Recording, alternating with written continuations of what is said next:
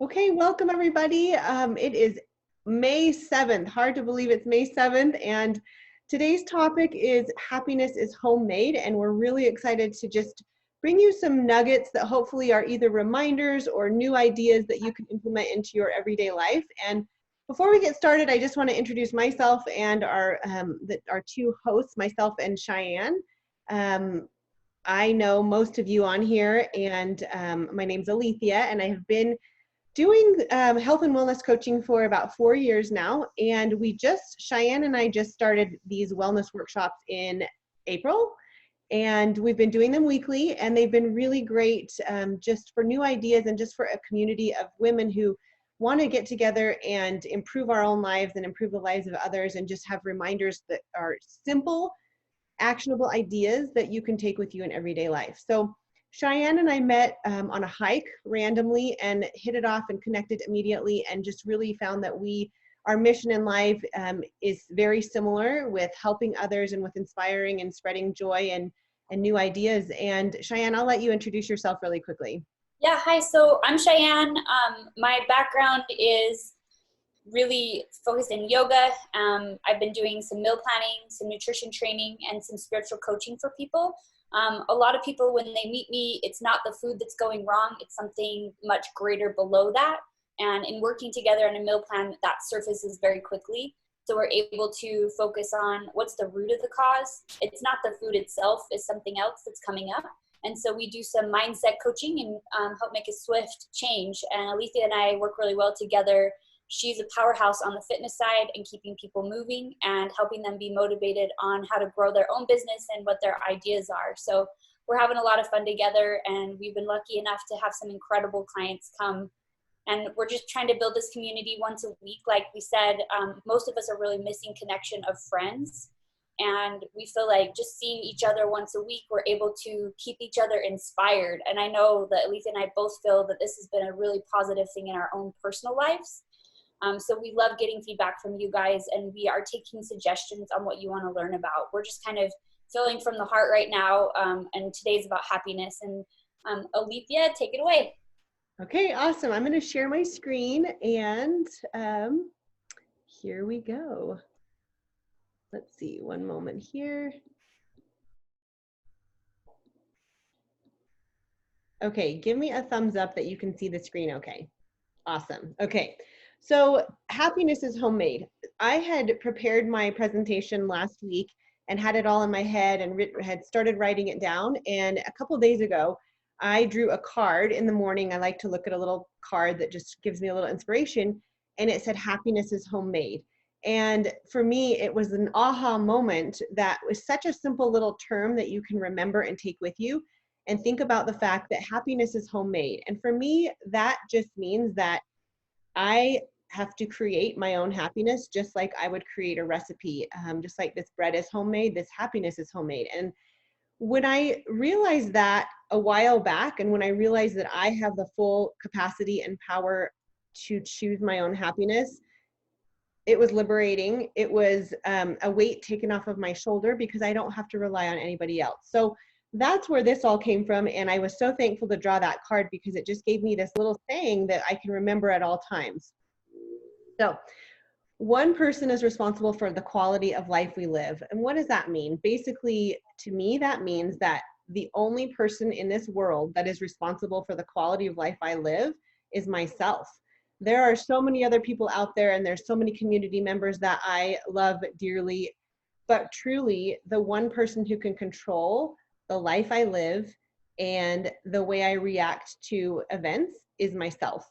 And again, I think that thought is just a really liberating thought when you really truly accept that and start to understand that. And maybe all of you are already there. Maybe you're there sometimes and you're not all the time. I know for me personally, I know this, but still it doesn't mean that I don't get sad, or I don't yell at my kids, or that things come up and I forget that for a moment.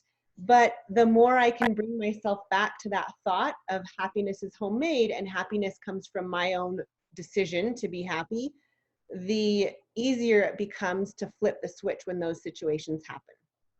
So this shift for me really happened when I just really dug deep into some books and some personal development about what do you want from this life? There's really, truly one decision that leads to everything else and that sort of directs everything else that happens. And that decision for me is, do I want to be happy?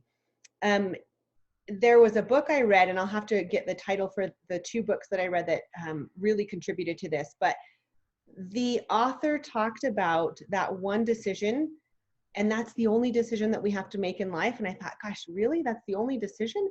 But when he broke it down, really everything that we decide in every event we're given, we have the ability to then decide how we're going to react to it. And that's for everything in life. So if we make a conscious decision that happiness is going to be our motto and our mantra, and that's what we're going to live by, then it helps direct our decisions and it helps us to react in ways that maybe we wouldn't before. So the next slide, I'm going to give you an equation, but before we get to that, it's basically, the idea is we can't control anything in life, right? We can't control the events that happen in our lives. The main thing that we can control and the thing that we have full control over is how we respond to those events, right? Before you go to the next one, I want to just share with our group on this one. So it's so fun to actually have somebody on our call today that has inspired me regarding this topic. My cousin Tia is on this slide. She's actually in the handstand in nature picture. And I can remember about 7 years ago, I was going through, I will tell you, probably the most difficult time in my life. Everything that could be going wrong was wrong. I was struggling with my health, had to reinvent myself with income. I had moved to California and didn't have any friends, didn't know a single person. So I was really just starting over, and I had a horrible attitude. I mean, you would sit with me for a minute and you could feel it. And she came to visit, and while I was at work, she went for a walk and found, it's actually right here, so fun, hold on. She found this rock. I lived in Laguna Beach. She found this rock in this little piece of sea glass that's in the shape of a heart. And she left it in my kitchen. I have chills. Oh, I'm so glad to get to share this. She left it in my kitchen with a little card that's about this side that said, attitude is everything. And if you change it, it will change your life. And that was the kindest way for her to tell me I needed to get my crap together immediately. I kept that on my fridge forever.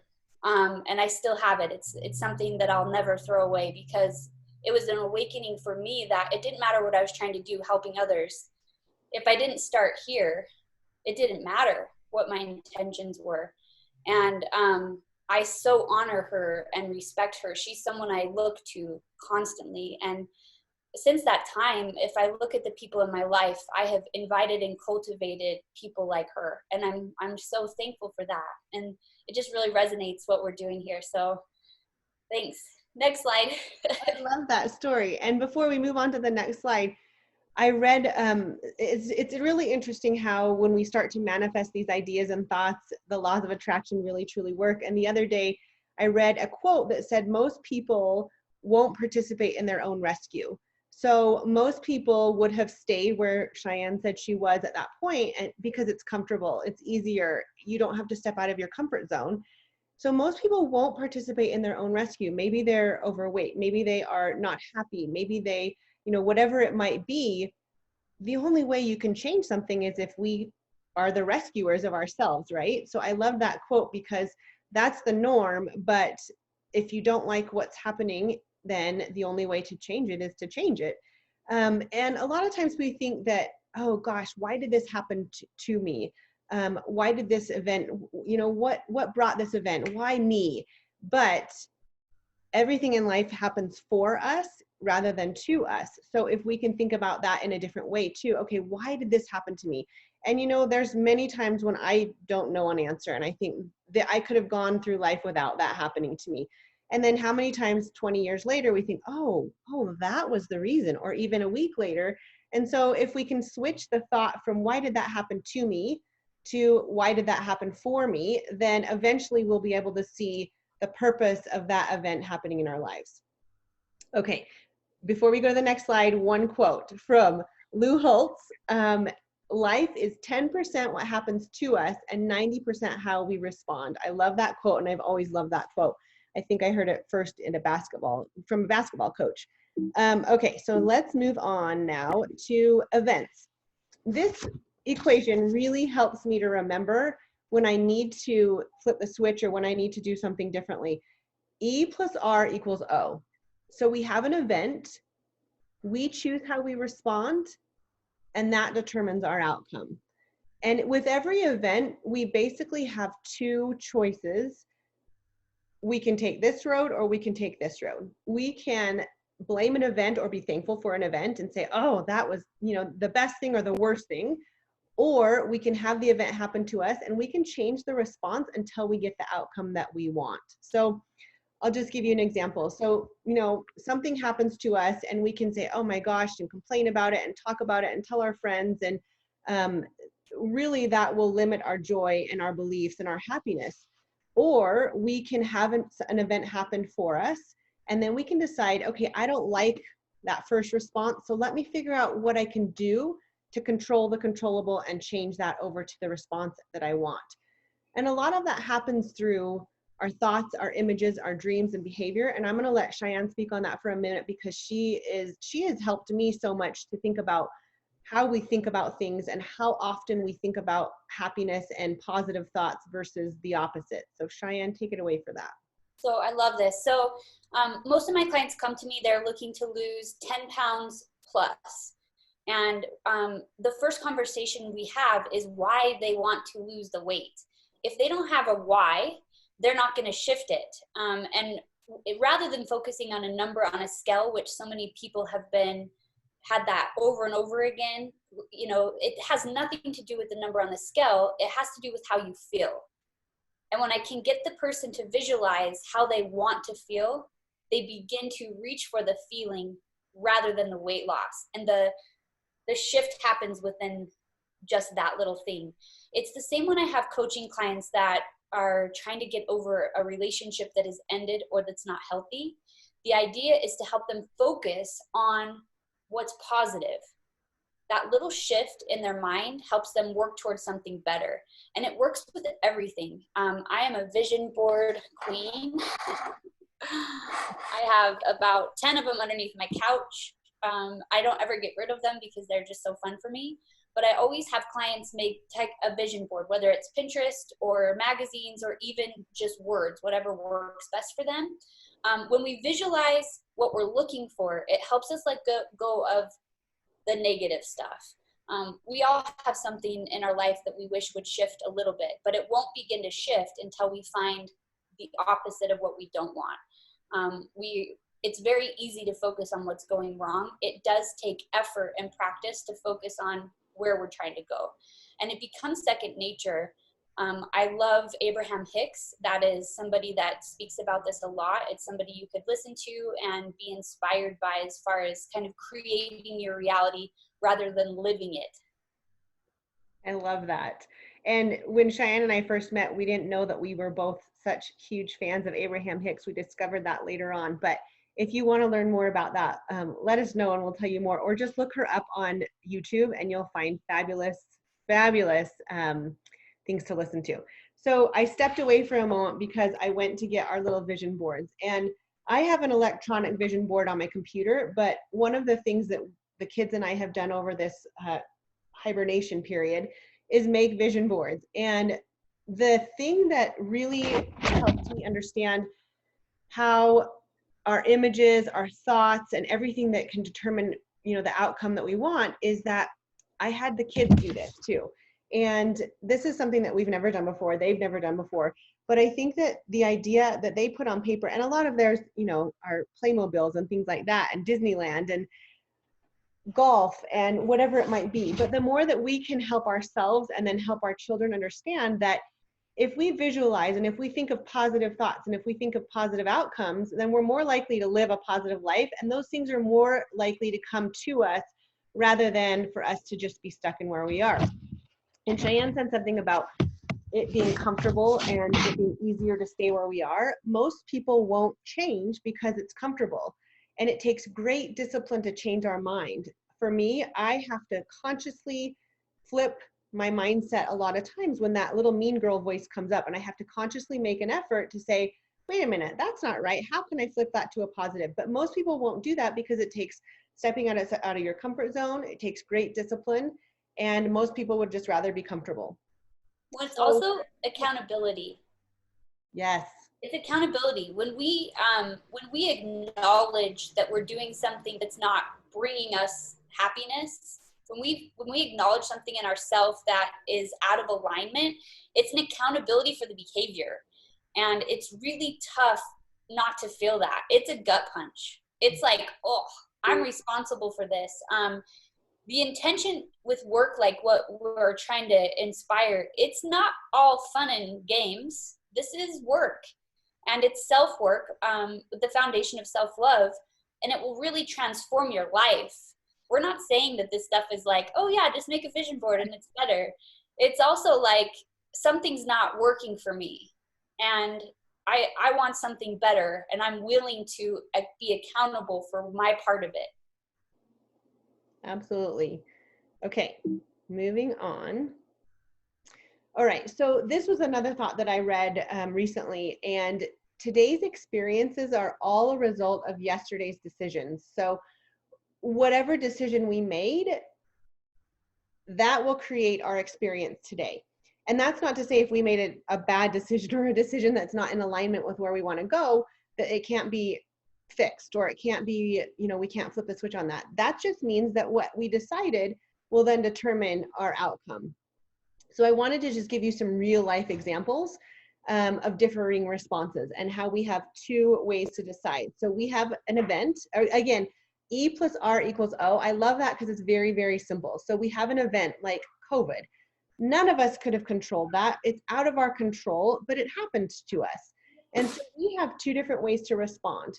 We can either be mad, be frustrated, just curl up and hibernate and say, well, I'm just going to collect my unemployment and I'm just going to be mad about it all. Or we can say, hey, this is happening to us. This is an opportunity. Where's the opportunity? And it might take weeks to figure out what that opportunity is. But many of you who have heard me talk about my silver lining list, there's so many frustrating parts of being locked in and homeschooling in particular for me. But there's so many things that have come out of it that would never have come out of it had we not had this period of time to just be with our families. So again, it's how we decide. It's what we decide. It's which route we want to take. So another one, let's say your spouse or your loved one forgot your birthday. So we have two ways to respond. We can say, oh, he doesn't care about me. He didn't even think about it. He didn't make an effort. Or we can think about it and say, gosh, a loved one forgot something that's really important to me. Maybe something's on his mind, or maybe something's not right, or maybe something, he needs some words of encouragement, or maybe I should ask him, hey, did you forget? What can we do about this? So I know for me, there were many, many holidays when I was just mad and grumpy because I didn't get a Valentine or whatever it might be. But when I started reading about this, I thought, okay, that there's two ways I can decide. I can then be mad, and he's not mad about forgetting the Valentine. I'm mad all day about it. And it really hurts where I am. So again, simple little things that can happen, but we can flip the switch. Another one I read about the other day was an LA traffic jam. Obviously, there's not as much traffic right now, but if you're in LA, you know that you can experience traffic at any time, and it's totally out of your control. And I thought about when I used to travel to LA for work, and I would show up late at times because of the traffic, and this Utah girl didn't really understand the LA traffic. Well, it's all about how we're going to look at it again. So we can be mad, we can blame the drivers on the road, or we can say, well, I just got an extra 20 minutes to listen to Abraham Hicks. So they're very simple things that we go through life and we don't even understand or realize them sometimes. But the more we can start to say, okay, my child had an outburst. Am I going to get mad then and yell, or am I going to just stay calm and help her understand that, okay, this is how we deal with it. This morning, my son woke up extra early, so I didn't get my workout in before he was up. So for a minute, I thought, I didn't get my workout in. But then I thought, okay, he can start his homework and I'm going to work out. So the differences are obvious, but I just wanted to share a couple of those with you. One last one is a car dealership in, I think it was Manhattan Beach or somewhere around there. A car dealership was really experiencing a decline in sales because of COVID. obviously people aren't out shopping for cars as they would in a normal nice spring day. So they, at first they were like, well, there's nothing we can do. Maybe we have to close. But then they started getting creative and they started thinking, okay, well, we are going to start driving our cars to places where people who would buy these cars might see them, and through neighborhoods. And they did, and they saw that they had a spike in sales during this really challenging time. So again, just really simple experiences that help us to remember that we can't control the event, but we can control our response, which will then tell us the outcome that we're going to get. All right. Attention to what is creates more of what is. And Cheyenne, this kind of radiates you, because thoughts, images, and actions are the three things that we can control, right? So those are the three things that we can personally decide how we're going to react.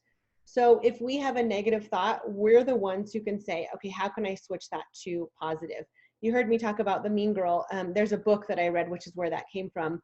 I forgot the title of it right now, but if I'll get it to you. But basically it's about when that voice in your head says, you can't do that, why would you even try?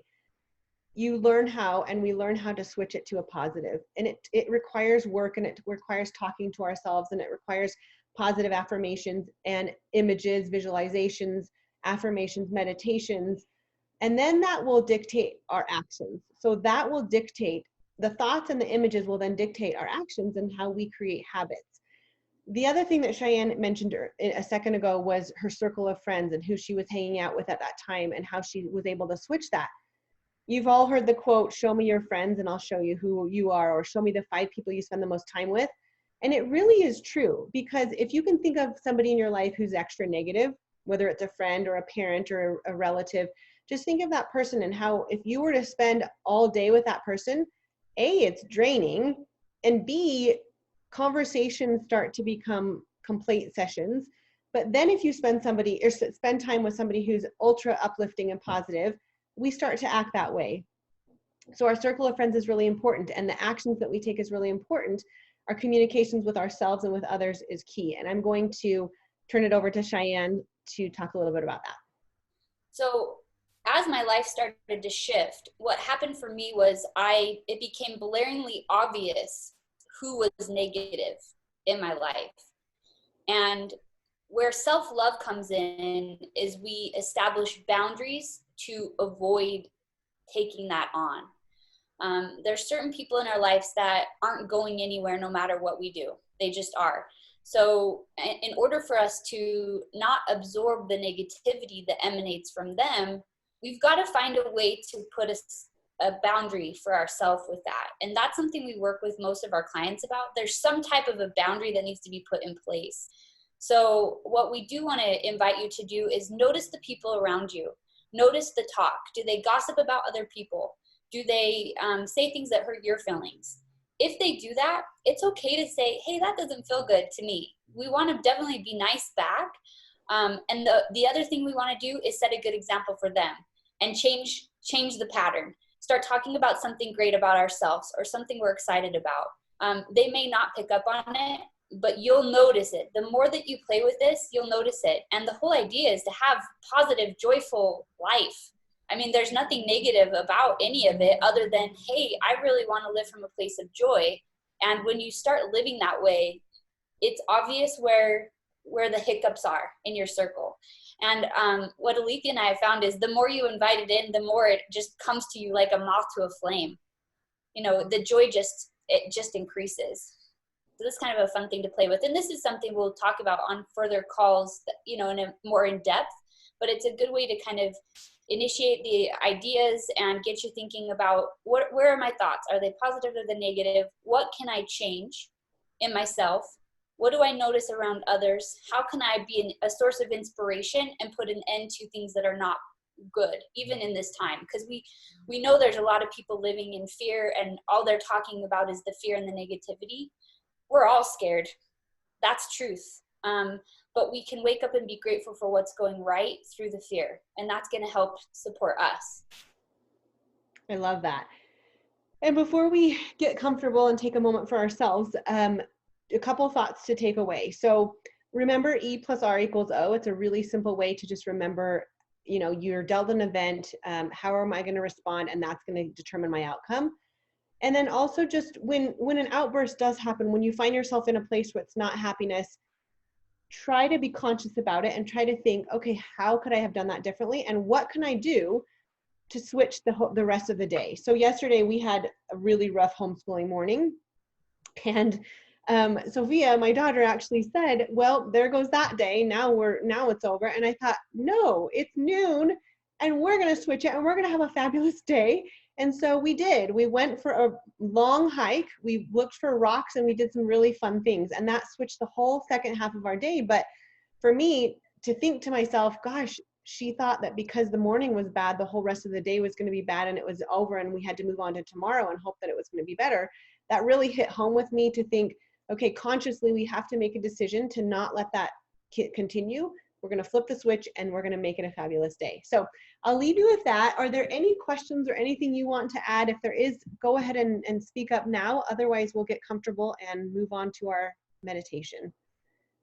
Nikki, I'm so glad to see you on here for the first time. Thanks for joining. Oh, I'm so glad. I know, I'm sorry I had to miss last week.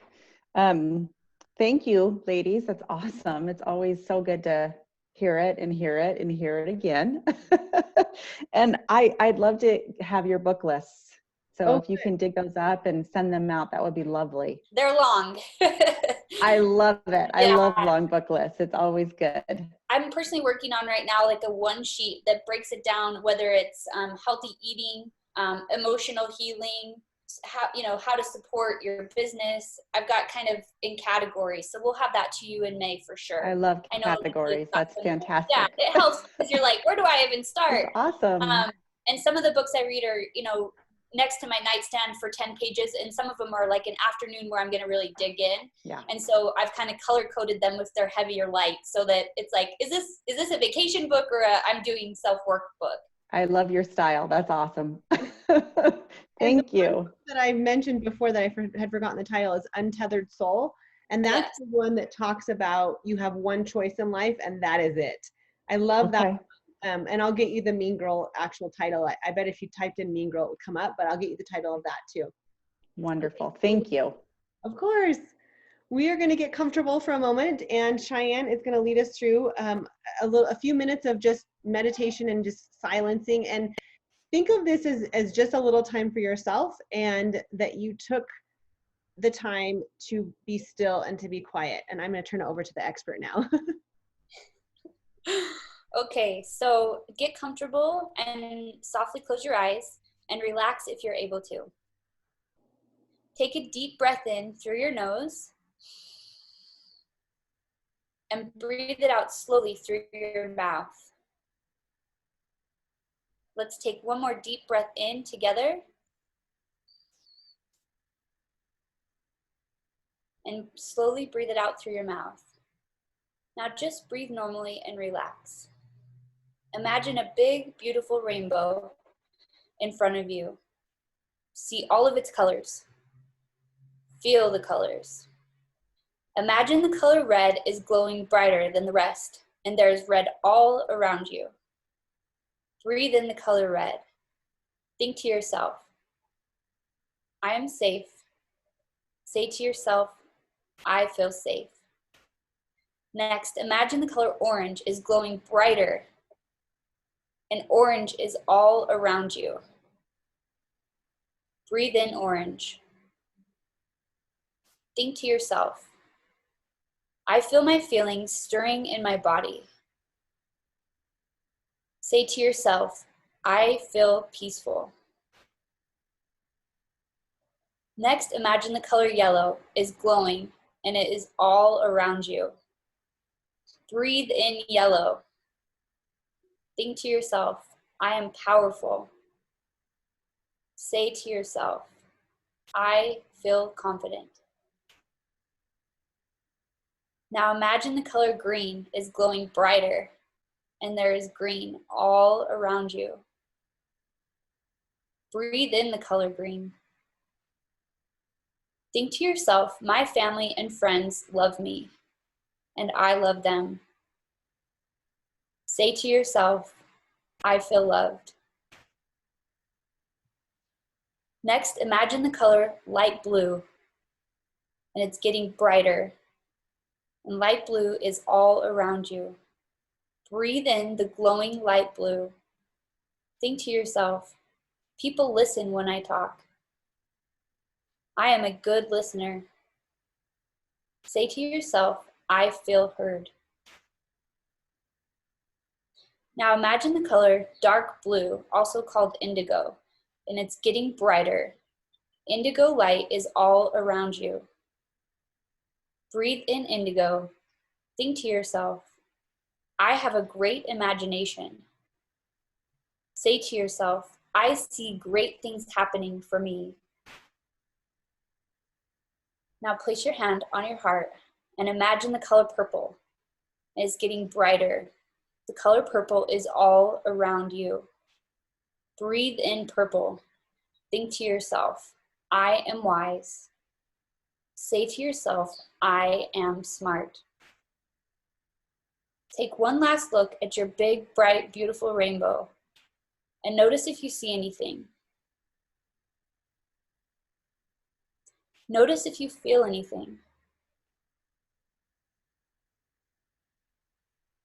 Notice if you hear anything. Anything that stands out for you. Now take a deep breath and wiggle your toes. And take another deep breath and wiggle your fingers. Take one last deep breath and slowly open your eyes when you're ready.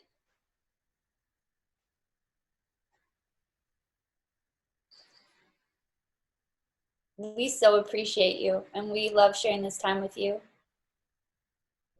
Thanks, you Let us guys. know if there's anything that you guys want to hear from us and we will put it together for you. See you next Thursday. Have a great week.